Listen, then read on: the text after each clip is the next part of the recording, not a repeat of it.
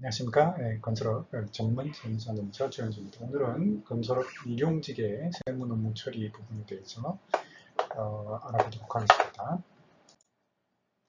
건설업 일용직과 상용직 구분을 좀 하셔야 되는데, 재무제표를 보면 공사원가죠. 공사원가 명세서에 급여라고 나와 있는 부분이 있고 임금, 적급 이렇게 나와 있는 부분이 있습니다. 용어가 다른 이유가 뭐냐? 일용직 부분들이 주로 적급 이렇게 들어갈 수 있고요. 나머지 부분들 현장에서 일하시는 분들 임금 들어갈 수 있는데, 현장에서 일하는데 주로 이런 일들을 하시는 분, 지휘, 기술, 사무, 운전 뭐 이런 분들은 급여 쪽으로 들어갈 수 있습니다. 이분들을 이렇게 분류하는 것은 간접비, 공사 원가이긴 한데 간접비라서, 밑에 부분은 직접비. 간접비라고 직접비를 나누는 이유는, 직접비는 뭐죠? 현장으로 바로 들어가는 부분이고, 간접비는 현장이 두 군데 있다. A 현장, B 현장 이렇게 있다 그러면 이 간접비는 A 현장도 관리하고 B 현장도 관리할 수 있는 그런 부분들이죠. 그래서 이 간접비를 현장별로 매출액 기준으로 하든지 어떤 형태로는 안분해서 각 현장으로 배분해준다. 뭐 이런 취지가 있는 겁니다. 직접비, 간접비 이렇게 나눌 수 있습니다. 사용직은 연금건강 당연히 들어가고 고용보험 혜택을 받을 수가 있죠. 일용직이 연금건강이냐 이런 부분들을 별도로 보시고, 일용직의 고용보험 혜택 이 부분은 일용직이 고용보험 혜택, 즉 대표적으로 실업급여를 받으려고 한다면 180일 이상 일을 해야 됩니다. 뭘 통해서 180일 이상 일한지를 아느냐? 근로내역 확인신고라는 게 있죠. 근로내용 확인신고. 이걸 통해서 어떤 일용직이 A 현장에서 며칠 일하고 B 현장에서 며칠 일했는지 쭉 나오니까 전체를 합산하면 180일 이상 일했는지 공단은 알고 있다 이거죠. 그래서 180일 이상 일을 했으면 일용직이 실업급여 신청을 할 수 있는데, 다만 제한된 조건이 또 있는데요. 현장에서 우리가 이제 일용직이 실업급여 신청할 수 있습니까 하면, 그 신청일 기준으로 1개월 동안은 일이 없어야 된다 이렇게 알고 계시면 됩니다. 이 별다른 일이 없어야 된다. 1개월간은 근로일수가 10일 미만이어야 되고 14일 동안 연속 근무가 없어야 되죠. 14일 동안. 또 타사업장 이직 시 피보험 단위 기간 90일 이상을 근무를, 이직이 발생했다면 90일 이상을 근무를 한 내용이 있어야 되고, 최종 퇴사 시에 일용직이어야 됩니다. 최종 퇴사 시에 일용직이 아니라 상용직이라면 안 되겠죠. 그래서 이런 조건들, 일용직이었다가 상용직으로 근무하다가 퇴사했다. 그러면 일용직이었던 때 이 부분에 실업급여를 신청하는 게 아니죠. 일용직의 실업급여를 신청하는 게 아닙니다. 그 다음에 사업주가 예를 들어서 일용직 근로일수를 이렇게 하는 경우가 있습니다. 근로일수를 우리가 아까 뭐라 했냐면 연금건강이 8일 기준이라고 했습니다. 1개월에 8일 기준인데 이거 날짜 줄여서 하는 경우 있죠. 그런 경우에는 일용직 자체로는 혜택을 덜 받게 되겠죠. 근로내역 확인 신고서상 180일이 넘었는데 일용직이 찾아옵니다. 내가 180일이 넘었는데 네가 적게서 신고해서 이게 안 나온다 하더라, 공단에서. 그러면 사업주가 이걸 정정신고를 하게 되죠. 정정신고할 때 이 숫자가 다시 바뀌면서 180일 이상에서 실업급여를 받을 수 있는 그런 부분이 있겠죠. 정정신고할 때의 부분은 사업주가 정정신고라는 건 근로내역 확인신고를 다시 신고한다는 얘기니까, 이게 잘못 신고 들어간 거니까 사업주에게 뭐가 과태료가 몰리게 되겠죠. 자, 우리가 일용직과 관련해서 세법적인 측면을 찾아보면 세무조사, 이때 단골이 일용직입니다. 그래서 허위인건비, 비용이 부족하니까 허위인건비를 넣는 경우, 비용이 부족한 이유가 있고, 또 건설회사들은 비용이 부족한 것뿐만 아니라 자금을, 리베이트 자금을 확보하기 위해서 쓰는 경우도 있습니다. 그래서 자금 확보, 돈이 부족하니까 로비가 안 된다. 오다, 수주를 받아야 되는데 수주를 받기 위해서는 아는 사람이 필요하다. 그래서 수주를 받으려면 그 사람한테 돈을 줘야 되는데 개인 돈을 줄 수는 없고 회사 돈을 줘야 되는데 회사 돈이 유출돼야 될 거 아니에요. 유출될 명목이 없잖아요. 그냥 가져가면 가지급이니까. 가지급을 미장을 하는 거죠. 뭘로? 사람의 인건비로. 그래서 인건비 비용 처리를 의도적으로 하는 겁니다. 그래서 쉽게 말해서 가라 인건비 적발되는 경우들 어떤 경우인지 보죠. 근로자 주민번호를 조회해 봤더니 근로자 재산이 상당히 많은 사람이다. 일용직으로 일할 이유가 없겠죠. 나이가 상당히 너무 많다든가 너무 적다든가 주소지가 어디냐, 서울 근교 강남에 사냐, 사업자 등록을 하고 있다, 어디서 식당을 하고 있더라.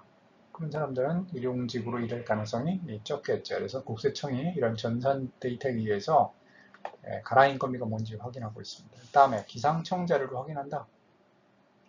그 달에 지급조서를 신고를 했는데 지급조서에 일수가 한 20일 일한 걸로 봤는데 그 달이 우기철이었다. 비가 엄청 왔다. 현장이 가동을 안 하는데 무슨 인건비가 일용직이 나가냐? 또 노무비 평균 지출액 해서 목수는 40만원, 뭐 기타 해서 25만원, 20만원 다 단가가 있죠. 모임 단가가 있습니다. 그런데 공사 종별로 있는데 평균 인건비를 무시하고 인건비 신고가 들어갔다. 다 드러나온다. 다른 공사 현장에 중복됐다. A 현장에만 뛴 게 아니라 B 현장도 뛰고 C 현장도 떴다. 그러면 다른 회사의 현장이든 같은 회사의 동일 회사의 현장이든 간에 여러 현장에서 인건비가 청구가 됐다. 그러면 일단은 체크를 합니다.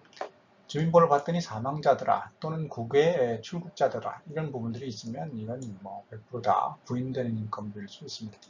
이럴 때 세법상으로는 가등공급법 개정했으니까 법인세 추징되겠죠. 비용이라고 개정된 부분을 다 부인합니다. 그러면 여기 문제는 리베이트 했던 이 가지금 이거 처리해야 되는 거죠. 원래대로 들어가서 그래서 가지금 처리한다. 이때 대표자 상여 처리하는 겁니다. 그래서 대표자가 상여 처리가 되니까 대표자의 소득세도 추가로 추징하게 되는 겁니다. 또 이게 가지금이 아니라 더 나아가서 대표이사가 가져간 돈이라 이렇게 확인이 된다고 하면 횡령이죠. 노동법적으로는 이분들이 실제 일도 안 했는데 일을 하게 되는 그런 문제가 있다라고 하면 가라 인건비로서 이분들이 만약 실업급여를 청구를 했다 일용직이 그런 때까지는 안 하겠지만 그러면 그 다시 토해내야 되는 거죠. 근데 이게 아니라 이 사람들의 인건비가 아니라 전혀 다른 사람의 인건비로 위장한 경우가 있을 수 있죠. 실제로 아예 없는 인건비는 아니고 인건비는 있는데 사실은 그 사람이 홍길동이 아니라 다른 사람이었던 거죠. 홍길동으로 이름은 올려놨는데 홍길동이 아니라 뭐 김길동이었다.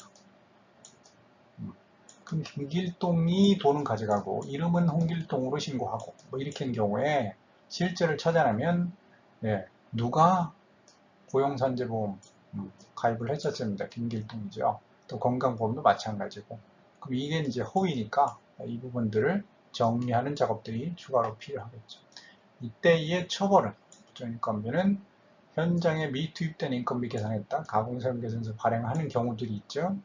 또 중복계상 시 비용 불인정하고 가지금 상여처분하는 지금까지 말씀드린 그런 페널티들이 있다. 그래서 건설회사에서는 가라 인건비 또는 다른 사람의 인건비 두 가지 패턴이 있다.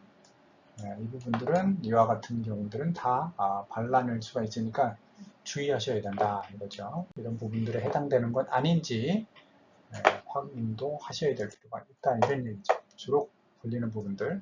또 외국인 근로자 관련해서 주의하실 것들은 외국인 일용자 외국인 E9, 비자의 종류죠. 항상 E9이나 H2가 제일 많으니까 이분들은 100% 불법이다. 왜냐? E9, H2는 고용 허가제를 받아야 되는데 허가제 받은 인원이 1년에 10만도 안 돼요. 전국에. 그럼 10만도 안 되는데 전국의 건설 현장은 뭐 장난 아니죠. 그래서 건설 현장의 50% 이상은 다 외국인이다. 그게 현실이죠. 그러면 이분들은 법적으로 다 단죄를 하게 되면 다 불법이다. 결국 다 추방돼야 될 부분이고 다 벌금을 두들겨 맞아야 되고 이분들을 고용한 사업주도 벌금을 두들겨 맞아야 된다. 그런데 만약에 고용 허가제를 받았다.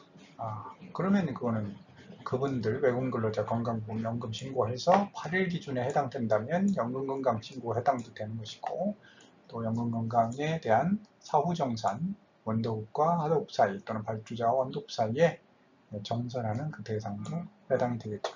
불법 외국인 근로자다라고 하면 문제는 세법적으로 신고를 할 거냐 말 거냐라는 게 쟁점이 항상 되는데, 자, 일단은 돈은 나갔잖아요. 세 가지 방법이 있을 수 있는데 일단 돈은 나갔으니까 어떤 경우든 선택은 하더라도 그 비용 처리 부분에 대해서 입증 서류는 갖고 있어야 되겠다. 시간이 지나면 항상 없어지기 때문에 그분들 여권서, 그분들이 일했다는 확인서, 뭐 이런 부분들은 갖춰놓고 나서 그 다음에 신고를 해야 되는지 안 돼야 되는지는 의사결정의 문제죠. 신고라는 단계까지 가면 내가 감수를 하는 겁니다. 국세청에 신고 들어간다 라는 얘기는 비용으로는 인정받겠지만 그 비용으로 인정받는 그 이면에는 출입국관리법 위반이다 라는 부분들이 항상 따라다니는 거고, 출입국관리법이 무서워서 국세청에다가 신고를 안 하게 되면 비용을 인정 못 받게 되는, 세금을 더 내게 되는 부분이고, 이쪽의 세금을 안 내려고 이렇게 하면 출입국관리법 불법 고용에 대한 처벌이 있어야 되는 거고, 사실 그 고용 허가제 이 문제, 건설 현장을 고려한다고 하면 이제는 좀 풀어줘야 되지 않느냐, 적정 부분에서 상당히 이 쿼터가 완화돼야 되지 않느냐, 뭐 이런 의견들도 있는 건 사실입니다. 어쨌든 간에 지금 상황에서는 국세청과 출입국관리 이 둘 중에 하나 페널티가 존재한다. 자, 일용직 인건비 처리와 지급 방식이 그러면 어떤 식으로 대줘야 되냐? 원칙은 계좌. 아시다시피 15만원 비과세 한도 초과 시에는 2.7% 세율까지 때려서 계좌 이체를 하는 게 원칙이다. 그다음 노동법적으로 주휴수당이라는 부분이 있을 수 있는데 주휴수당까지 계산을 해서 일용직 계약서를 쓰는 게 좋겠다. 이런 딸랑 공수만 해가지고 주는 게 아니라 그 주에 계속 근무를 했다고 하면 다음 주 근무가 없어도 하루치 공수는 더 줘야 된다. 이런. 이걸 사실 알고 있는 이력직도 별로 없고 또 건설 회사도 이걸 빼먹고 뭐 이런 경우가 있는데, 또 아는 사람한테 걸리면 단단히 걸리니까요. 소득세 및 고용보험 공제 처리해서 회사가 일용직의 소득세 아까 말했던 2.7% 고용보험을 대신 부담할 때 이거는 어떻게 처리해야 되냐, 대신이 아니라 원래 일용직에서 떼야 되는데 떼고 줘야 되죠. 일용직 뭐 20만원이다 일당, 그럼 20만원을 다 주는 게 아니라 여기 일용직의 소득세 고용보험 떼야 되는 거죠. 20만원에서 어떻게 됩니까? 15만원까지 비과세니까 20만원에서 15만원 빼고 여기다가 얼마 곱한다는 얘기예요? 2.7% 곱한 게 소득세다 이런 얘기죠. 이만큼 떼고 줘야 된다. 20만원에서. 그 다음에 고용보험 자부담이 있습니다. 자부담 부분을, 일용직 부분을 떼고 줘야 되는데 안 떼고 준다 그러면 건설회사에 비용 처리는 하겠지만 건설회사에서 사실은 급여 처리가 되는 겁니다. 복리후생비 처리가 아니라 그 사람의 일용직에 급여 처리를 했어야 되는데 급여 처리를 하지 않은 거잖아요. 급여 처리를 하지 않았으니까 이 부분은 사실은 뭐 엄밀히 얘기하면 원천징수가 잘못된 부분이죠. 어쨌든 그런 페널티를 또 부담하고 가니까 가급적 일용직에서 또 뗄 건 다 떼고 얼마 되지도 않으니까 그리고 처리를 해야 되겠다. 퇴직공제라는 게 일용직에 대해서 항상 또 문제가 되죠. 그래서 일용직 퇴직공제 사업장이 있는데 이런 현장이라면 현장의 종류에 따라서 이건 건설업의 종류가 아니라 현장이 광급공사로서 1억 이상이라든가 민간 50억 이상의 대형 공사다라고 하면 거기서 일하는 일용직에 대해서는 퇴직공제라는 걸 별도로 떼야 된다. 4, 5천, 6천 원 이 정도 사이에서 떼야 할 것이 있습니다. 그래서 발주자가 퇴직공제 부금 납입 확인서를 통해서 정산을 하는 그런 구조입니다. 이 공제 금액은 건설회사가 바로 부담하는 건 아니고 원래 발주자와의 계약서 안에, 도급계약서 안에 퇴직공제 부금비라는 게 들어가 있습니다. 그래서 7가지 정산함, 7가지 값이 있는데 이걸 A값이라고 하거든요. 입찰, 반급 공사할 때 A값이라고 하는데 그 중에 퇴직공제 부금비가 들어가 있습니다. 그래서 발주자한테 받아가지고 일용직에게 주는 이런 구조가 되는 거죠. 사실 일용직에게 준다는 게 아니라 일용직의 퇴직공제 부분비를 공제조합에다가 납부를 하는 거죠. 그런데 실제로 납부한 것과 맨 처음에 계약을 한 그 부분에 산출된 산출 내역서의 퇴직공제 부분비와 실제로 건설회사가 공제 기금에다가 납부한 금액의 차이가 발생하면 이거는 정산을 통해서 발주자에게 다시 덜 납부하면 줘야 되는 거고요. 더 납부하면 그건 몰라요. 항상 정산이라는 개념은 더 납부한 부분을 발주자한테 더 받는다는 그런 개념은 아닙니다. 덜 납부하면 항상 돌려주는 건 있습니다. 자, 퇴직 공제라고 해서 말을 그러니까 퇴직이란 말이 붙으니까 항상 머릿속에 퇴직금이 아니냐 이렇게 생각해요. 퇴직 공제는 왜 하냐?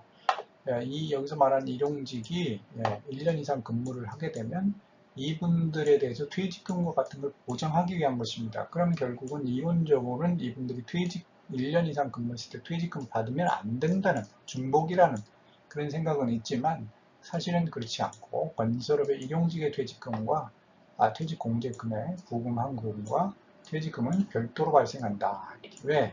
퇴직공제라는 게 전 현장에 다 적용되는 건 아니기 때문에 퇴직금과 퇴직공제는 별도로 작동을 한다. 이런 얘기입니다. 다만 1년 이상 근무한 일용직이 만약에 어떤 퇴직공제 대상 현장에서 일을 하게 됐다. 그분은 퇴직공제 가입 대상이 아니다라는 것 정도만 알고 계시면 되겠습니다. 그래서 퇴직금 지급은 추력 익수와는 무관하며 입사일과 퇴사일까지 기준으로 발생을 하는 거죠. 이건 퇴직금의 개념입니다. 입사일부터 퇴직까지 퇴사일까지 1년 이상이 되면 퇴직금을 줘야 되지만 추력 일수대로 하는 부분은 퇴직 공제 부분이기 때문에 두 제도는 다른 제도다. 그래서 중복해서 지급이 되는 부분이 있을 수 있다. 자, 일용직의 근로계약서 이런 부분들 있고 임금명세서 새로 들어왔죠. 근로계약서 일용직은 사실 심플합니다만 꼭 들어가야 될 것은 주휴수당은 꼭 들어갈 가능성이 있습니다. 그래서 주휴는 일용직이라 하더라도 일주일 이상 근무하는 경우들은 꽤 있으니까요. 다만 연장이나 연장은 거의 현장에 있을 수가 없겠죠. 그래서 야간에 한다든가 연장 8시간 이상 일용직 일하는 건 상당히 힘든 일이기 때문에 특별한 경우를 저희는 발생하지 않을 수 있는데 그럴 수도 있으니까 연장 근로 부분을 사전에 근로계약서에다가 명시할 수 있다. 연차는 1년 이상 일용직에 대해서만 적용이 되는데 일용직이 거의 힘드니까요. 다만 일용직이라 하더라도 매달 급여할 때 지급할 때 임금 명세서를 발송을 해줘야 됩니다. 원래는 페이퍼로 줘야 되는데 일용직을 만날 수가 없으니까 일용직의 휴대폰 번호 또 이메일을 통해서 제공하도록 되어 있습니다. 제공하지 않으면 어떻게 되냐? 과태료 처분이 들어가겠죠. 다만 기간이 지금 유예기간을 두고 있지만 언젠가는 과태료 과감하게 때릴 수 있으니까 지금부터 해놓으시는 게 좋겠습니다. 자, 일용직과 관련된 행정신고 부분들이 있겠는데요. 그래서 개시신고, 고용산지와 관련된 개시신고가 있고 근로내용 확인신고, 아까 말씀드린 부분이 있습니다. 그래서 개시신고라는 것은 원수금의 책임으로 현장별 일용직 근무 내역을 신고하기 위한 그런 신고입니다. 그래서 개시신고를 해야 뭐가 나오냐면 개시번호라는 게 나오고 게시번호가 뭐냐? 그 현장에 대한 번호입니다. 그 현장에 대한 번호가 있어야 그 현장에서 일하는 이런 사람들을 며칠 동안 얼마만큼의 일을 했는지를 보고할 수 있는 거죠. 그 현장에 대한 번호를 따는 게 게시신고입니다. 그래서 게시신고 이후에 그 번호로 근로내역 확인 신고를 하는데 그 게시신고를 누가 하느냐? 원수급인이 할지 하수급인이 하지 않는다 이런 겁니다. 그래서 원수급인이 내 책임으로 게시신고를 하게 되는 거고 자, 원수급인이 게시번호를 따게 되면 그걸 하수급인에게 토스를 해주는 작업이 있는데 두 가지 방법이 있는데 일단 토스를 승인을 받아서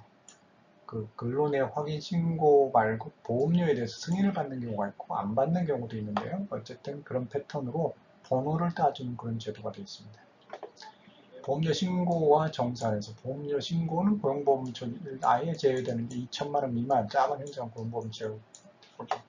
하도급은 업체와 사무정산에서 원도급과 하도급 간의 보험료, 고용산재 보험료에 대해서도 아까 A값이라고 해서 산출 내역서에 넣어야 하는 입찰 가액이 발주자부터 있듯이 이 원도급과 하도급 간의 산출 내역서에도 꼭 들어가 있다는 게 자재보험료 그 중에서도 그 보험료, 고용산재 보험료는 꼭 들어가게 되겠죠. 어떤 현장은 건강연금도 들어가야 되는데 안 들어가는 현장도 있었죠. 일단 대부분 들어가도록 요청을 하고 있고요. 퇴직공제가 들어가는 현장이 있고 안 들어가는 현장이 있고 안전관리비 들어가는 부분이 있고 그 다음에 산업안전보험관리비 이 항목들이 쭉 들어가야 됩니다. 그래서 그런 부분들은 항상 완공 이후에 정산이 이루어진다 이런 부분이 있겠죠.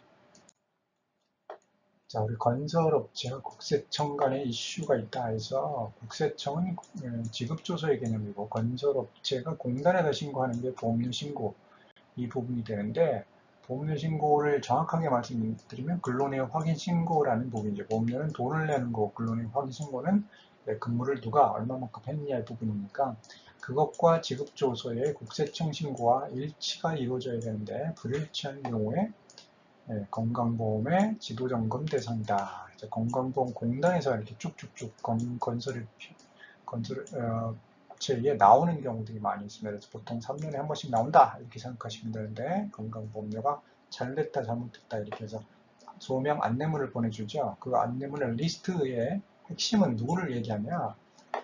국세청의 지급조서에 보면 근로일수라고 있는 게 있는데 근로일수가 8일 이상인 자들에 대한 리스트가 쭉 잡혀 있습니다. 그래서 그것을 일관해서 업체에다가 보내는 겁니다. 그러면 8일 이상인 경우에 일단 건강보험 들어야 되는데 왜 안 들냐라는 부분이 되는 거죠. 그러면 그거를 꼭 8일 이상이라 하더라도 해당이 안 되는 경우들이 있죠. 1개월 이내에 근로만 한 사람들이 있다든가 뭐 하는 특별한 경우가 있을 수 있죠. 그래서 그런 부분들은 해명을 통해서 빠져나와야 되고 그렇지 않으면 건강보험을 추가로 납부하게 되시는데 상당 부분 추진이 이루어지니까 주의하셔야 되겠습니다. 또 매월 보험료 보수 변경 신고라는 걸 일용직은 해줘야 되는 겁니다.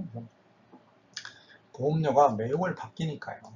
그렇죠. 이걸 당연히 일용직은 매달 급여 액수가 다르잖아요. 그래서 상용직은 우리가 내가 200만 원 받기로 했다. 그러면 그 다음 달에도 200만 원, 그 다음 달에도 계속 200만 원이지만 일용직은 그렇지 않죠. 근무 일수, 근무 공수에 따라서 임금을 받게 되니까. 그래서 보수 월액이 계속 바뀐다. 그래서 보수 월액 변경 신고를 매달 해줘야 돼요. 5일 이전, 다음 달 5일 이전에 전달 거를 해줘야 되고, 그리고 일괄 경정이라는 곳을 공단에서 신고를 받은 이후에 경정까지 이루어지고 그래서 10일까지 납부하는 그런 구조가 됩니다. 그래서 이게 어떤 일용직은 5월 달에 그 직장으로 현장으로 가입했다가 7월 달에 직장 현장으로 가입할 수도 있고 그럼 6월 달에 빈다는 얘기잖아요. 6월 달에 비면 어디로 갑니까?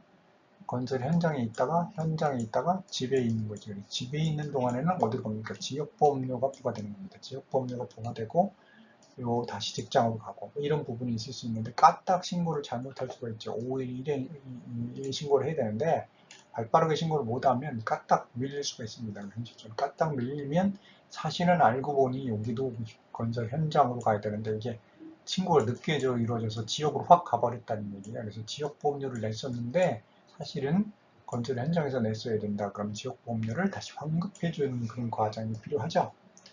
건설 현장에다가 신고를 하니까 다시 그런 과정이 있을 수 있다라는 얘기고 이런 신고, 연금건강 신고 모두는 EDI 메뉴가 있습니다. 그래서 매월 변경 신고를 별도로 하셔야 된다라는 얘기입니다. 자, 이상 일용직에 대해서 길고 험난한 얘기들을 오늘 쭉 해봤습니다. 그러나 어찌됐든 정리는 많이 되셨을 걸로 보입니다. 그래서 건설업에 있어서 일용직은 세무적인 문제와 4대 보험의 문제가 믹스돼서 혼재해 있다. 세무적인 부분에 가라 인건비 부분도 있지만 4대 보험이 있어서 도급, 하도급에 걸친 부분에 있어서 승인, 미승인 부분도 있고요. 자, 복합되어 있는 부분이기 때문에 상당히 어려운 부분이고 까다로운 부분들. 왜냐하면 현실과 딱 괴리된 부분도 있고 불법 취업자의 부분, 출입국관리보고에 대한 부분도 있으니까요. 그래서 여러 가지 다면적으로 좀 고찰하시면서 현장 업무를 처리하시기 바랍니다. 이상 건설업 전문 세무사입니다. 주영진이었습니다. 감사합니다.